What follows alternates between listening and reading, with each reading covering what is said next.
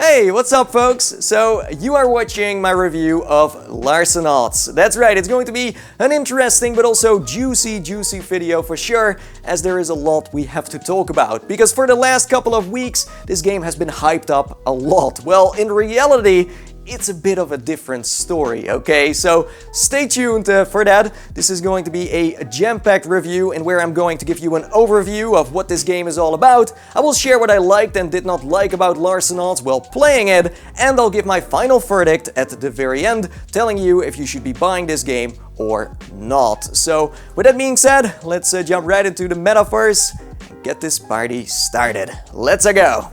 Okay, so if you have been out of the loop, don't worry, let me catch up with you. So Larcenauts is a hero shooter made by Impulse Gear, who we know best from their PSVR title Farpoint, that you could play with the oh-so-glorious aim controller. A stellar game that has given me even higher expectations for their new project. Since Larcenauts is available on Steam and the Oculus platform, you can play it on the Quest or a PC VR headset. To be more precise, the Rift. Yes, because on Steam it shows no support for Index, Vive or Windows MR. According to the devs, they are working on this, but it is a missed opportunity to not have this ready on launch, and I'm sure a lot of people on Steam are not going to be happy. So, in-game you play as one of the 8 heroes, with each having their own weapons and abilities, and maybe I should just give you a quick rundown to give you an idea of what they are all capable of. The first hero is called Kalima. She is the infiltrator of the group. Equipped with a shotgun and a machine pistol, she can dash for a short distance. Spawn a temporal rift to boost your rate of fire or affect that of your enemy. And you can throw a smoke grenade to create a smoke screen. Next up is Evander, also known as the Hunter. He is geared up with a sniper rifle, a hand cannon, and the abilities he can use are a cloaking device to be invisible for a short moment. They have the drone. Spawn traps that will damage and hold enemies in place. And a grenade that upon detonation will mark the enemy. Moving on to Bosun, an engineer with a loadout that exists out of a blaster, pulse pistol and a set of handy gadgets, such as a turret that you can place wherever you want, armor that protects you for a limited amount of time, and a grenade that makes enemies more vulnerable to damage. Vaughn is the funniest hero of the game. He's a brawler that can do melee attacks. Watch this.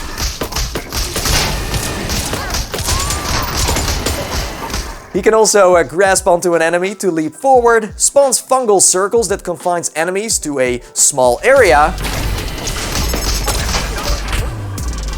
and a grenade that deals damage over time, plus slows down movement as well.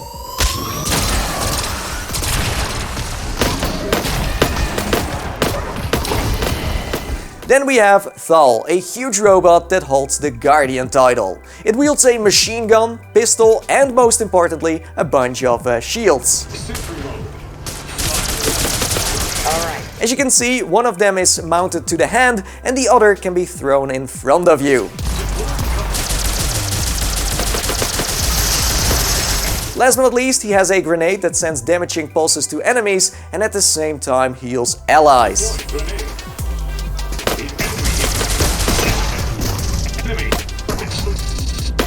Other specialists you can pick are Chi, the mysterious looking medic geared up with a transfuser that can be used to heal teammates or instead extract HP from your enemies. His abilities are a crystal cocoon that will temporarily protect you from any attacks,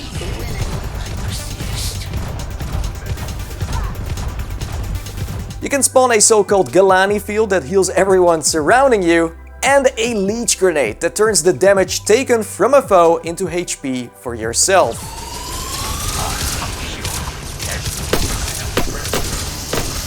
Salters, on the other hand, is more about the explosive work. With a grenade launcher, pulse pistol and a lineup of deadly gadgets, you can do serious damage. This grenadier can do a short charge at enemies, Deploy a teleportation pod that you can go back to at any time. And a boring old traditional grenade. And as last, there is ARC L6, the commando of the group. This mercenary robot uses a assault rifle, pulse pistol, and his abilities are being able to slide across the ground to stay low, spawn proximity mines with a laser tripwire, and a plasma grenade that unleashes a chain effect in where enemies send over taken damage to each other. Something I sadly have no footage of, but cool nevertheless. So there you go, that's a quick summary of the 8 heroes you can choose. Each character has 20 unlockable levels, by the way, which will give you skins and perks. The current 3 game modes you can jump into are Refuel, Uplink and Team Deathmatch. Refuel is basically domination. What it comes down to is you have 3 zones on the map, stand in the zone to start capturing it. Once the zone is captured, your team starts getting points, and the more zones you control, the more points you get. Uplink is pretty much capture the flag, or in this case, the drone. What both teams have to do in a nutshell is find the drone, obtain it and take it to its destination. When arrived, they upload its data, aka scoring points, and repeat by finding a new drone. Meanwhile, the enemy team will of course try to do the same. And then there is Team Deathmatch. Speaks for itself, so I'm not going to say more about that. You play all these game modes in a format of 6v6, with a total of 4 maps at your disposal. If there aren't enough players, it will fill up with bots, but honestly, those are really dumb. They get stuck, they sometimes forget to play the objective, or simply look around in confusion. So, to be able to enjoy Larcenauts, you must play with friends or strangers. It's the only way. Anyways, let's talk about movement and gameplay too, because in the maps itself you walk, sprint and jump by using the controller's thumbstick. Spread across the levels you have spots where you can grapple over things or onto to swing to higher grounds, and these can be used for many tactical decisions. To grab your main weapon, you have to reach over your shoulder, while your secondary is located on your hip and the grenade is on the torso. Based on preference, you can move your guns to the left or the right. What's interesting is that each weapon can be overcharged to engage a secondary firing capability. The energy needed for that can be collected by taking out your opponents. And they also drop ammunition, by the way. Super handy. Oh, and health is something you don't have to worry about at all. It just regenerates on its own. I guess the most controversial part of the gameplay is that you don't reload weapons by yourself. Instead, it's an animation that plays in front of you and you activate this by a press of a button. Something that started to annoy me the moment I began playing. And also, I'm sure you have already noticed by now that in general the gameplay mechanics aren't as smooth as they showed in the trailer. But before we can dive into that, I first have to explain a few more things. So hang in there, okay? So after each match you finish, you receive points that unlock loot boxes. You can open these in the lobby of the game, and inside you usually find XP. But if you're lucky, it can also drop an actual hero, skins, solars, the currency of the game, and perks for the specialist like you see here. So yeah, it's random. Next to that, you also receive notoriety points. These points are basically your reputation. It starts off fairly easy and gets more difficult as you go. You gain notoriety by reaching your personal score target in a match. Gaining more will unlock rewards that you can claim in the lobby, and the higher the reputation / your notoriety is, the better the rewards will be. Talking about the lobby, this is the place where you are going to spend a lot of time. It features a store where you can buy skins with solars, and I know what you think. This is going to have monetization, and yes, in the future it will, because when I was asking Impulse Gear about this, they said that they might have plans to sell skins in the near future. As long as it's not going to be pay to win, I am totally fine with this. Other things that can be found in the lobby are daily / weekly challenges that give you even more loot, a social system where you can create a party and can invite your friends for a match, the play selection screen that lets you jump into a match or training, and most importantly, your loadout. Each specialist can be customized with a skin, a weapon slot, and power slates. Now, power slates are basically perks. These perks provide gameplay modifications like an extra dash for Kalima or better cloak for Evander. And these perks do level up as you go. Oh, and I almost forgot about the settings, also very important. If you want to turn on a comfort mode, get rid of the HUD, change the way you turn or play on lower graphics, you can do that in the settings. As you can see, there are plenty of options that allow you to tweak your own gameplay. And that as a whole is what Larcenauts is all about. I hope this all makes sense, because for a VR game it sure has a lot going on. Honestly, I have mixed feelings about Larcenauts. On one side, it has everything a hero shooter needs. The specialists are fun to play with, the game modes are entertaining, the progression system is very addicting, and overall offers enough incentive to return on a daily base. Although, it should have launched with more maps, as it is quite bare bones in my opinion. Looking at what came out in the last couple of months, I feel blessed we got a multiplayer that checks most of these boxes, even if it feels heavily inspired by Overwatch and Valorant. Where this title shines the most is the social aspect. The random banter you can have with friends is great, and there are plenty of opportunities where your heroes get to work together in a united fashion. On the other side, the lack of a real backstory makes this title feel generic. If you played other hero shooters, you know how important it is to have a little bit of an underlying story to give the heroes, the maps, and sometimes even the game modes that extra magic and personality. Hell, even the dialogue between characters during a play session creates more dynamic, and by knowing their history makes you feel more in touch with who you play.